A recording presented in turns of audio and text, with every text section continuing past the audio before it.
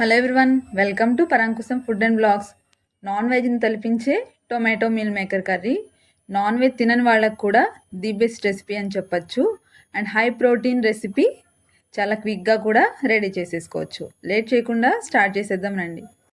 ముందుగా 1 cup meal మేకర్ని తీసుకొని వేడి నీళ్ళల్లో వేసుకొని 15 మినిట్స్ వరకు ఉంచుకోవాలి. 15 మినిట్స్ తర్వాత ఆ మీల్ మేకర్లో ఉన్న వాటర్ని పిండేసి తీసేసి ఒక గిన్నెలో పెట్టేసుకొని ఉంచుకోవాలి.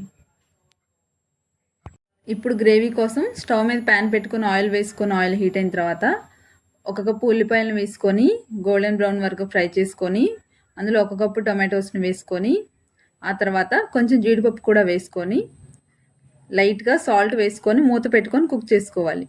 ఇవి కొంచెం మగ్గేంత వరకు కుక్ చేసుకుంటే సరిపోతుంది.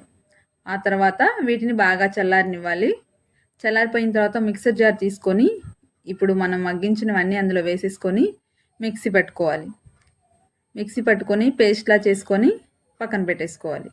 ఇప్పుడు స్టవ్ మీద ప్యాన్ పెట్టుకొని ఆయిల్ వేసుకొని ఆయిల్ హీట్ అయిన తర్వాత యాలకులు, లవంగాలు, దాల్చిన చెక్క, బిర్యానీ ఆకు, షాజీరా వేసుకొని ఫ్రై అయిన తర్వాత 1 స్పూను అల్లం వెల్లిపాయ పేస్ట్ కూడా వేసేసుకొని ఫ్రై చేసుకోవాలి. గోల్డెన్ బ్రౌన్ కలర్ వచ్చేంతవరకు ఫ్రై అయిన తర్వాత ఈ టొమాటో ఆనియన్ పేస్ట్ని అందులో వేసేసుకోవాలి. ఈ టొమాటో ఆనియన్ పేస్ట్ని ఒకసారి కలిపేసుకొని మీ టేస్ట్కి సరిపడా సాల్ట్ వేసేసుకోవాలి. సాల్ట్ వేసేసిన తర్వాత చిటికెడు పసుపు కూడా వేసుకోవాలి. ఆ తర్వాత మీ టేస్ట్కి సరిపడా కారం కూడా వేసేసుకొని కలిపేసుకోవాలి. ఈ గ్రేవీ అనేది అడుగు పట్టకుండా కలుపుతూ తిప్పుతూ ఉండాలి. ఆయిల్ బయటికి రిలీజ్ అయ్యేంత వరకు ఈ గ్రేవీ తిప్పుతూనే ఉండాలి. మనం ఇందులో జీడిపప్పు యాడ్ చేసాం కాబట్టి అడుగు పడుతుంది. అడుగు పట్టకుండా తిప్పుతూ ఉండాలి. పేస్ట్లో నుంచి ఆయిల్ రిలీజ్ అయ్యేంత వరకు తిప్పుతూ ఉండాలి. చూసారు కదా, పేస్ట్ డ్రై అయిపోయి ఆయిల్ రిలీజ్ అవుతుంది. అప్పుడు కొంచెం కొత్తిమీర, కొంచెం పుదీనా కూడా వేసేసుకొని ఒకసారి కలిపేసుకోవాలి. ఇలా కలిపేసేసుకున్న తర్వాత గ్రేవీకి సరిపడా వాటర్ని అందులో వేసేసుకోవాలి. వాటర్ని వేసుకొని ఒకసారి గ్రేవీ అంతా బాగా కలిపేసుకొని మనం పక్కన పెట్టుకున్న మీల్ మేకర్ ఉంది కదా, అది అందులో వేసేసుకోవాలి.